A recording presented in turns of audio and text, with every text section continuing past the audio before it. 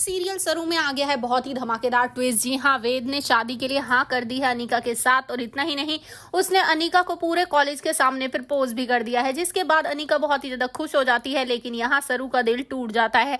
लेकिन ये सब हुआ कैसे, चलिए बताते हैं। लेकिन हाँ, अगर अभी तक आपने हमारे चैनल को सब्सक्राइब नहीं किया है तो जल्दी से कर लीजिए, जहाँ आने वाले ट्विस्ट में देखने वाले हैं कि असल में होता कुछ ऐसा है कि यहाँ पर तारा वो जब वेद से कह देती है कि तुम्हारी और अनीका की शादी होने वाली है, 1 हफ्ते के अंदर सगाई और कुछ ही महीनों में शादी, तो ये बात सुनने के बाद बहुत ही शॉक रह जाता है। अब यहाँ वेद और कहता है कि आपके लिए मेरी मर्जी होना या ना होना कोई मायने नहीं रखता ना, जिसके बाद तारा कहती है कि मैं तुम्हारी माँ हूँ, तुम्हारे लिए सही फैसला लूंगी। जिसके बाद यहाँ पर अब जो अनीका की नानी है वो तो बहुत खुश हो जाती है, क्योंकि भाई उनका तो किया हुआ सब कुछ काम आ गया ना।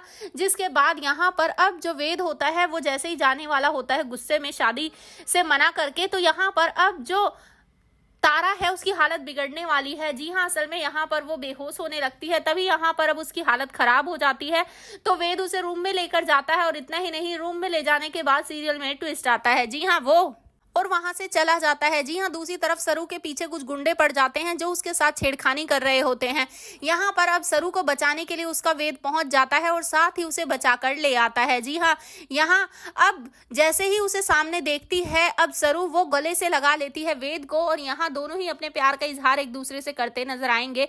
लेकिन ट्विस्ट तो तब आएगा जब यहाँ पर अगले ही दिन जब कॉलेज में सबके सामने अनाउंस करेगी अनीका कि मेरी शादी वेद सा के साथ होने वाली है, वेद सर के साथ, तुम्हारे जो फेवरेट हैं। जिसे सुनने के बाद सरू शॉक रह जाती है। यहाँ पर अब जो फुल्ला का भाई होता है वो कहता है कि शायद ये झूठ बोल रही है, ये ना नाटक कर रही होगी पक्का।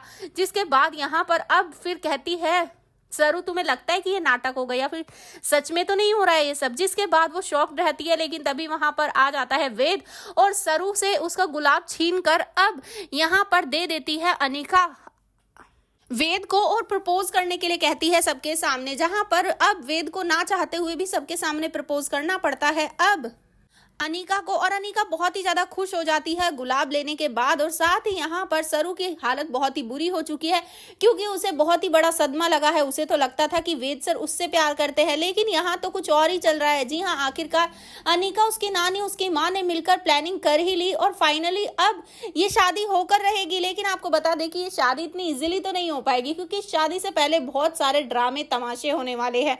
तो वेद अब किसके साथ करेगा शादी? वेल, आपको क्या लगता है? हमें कमेंट बॉक्स में कमेंट करके जरूर बताएं। ऐसी खबरों से जुड़े रहने के लिए आप हमारे चैनल को जरूर सब्सक्राइब कर लें।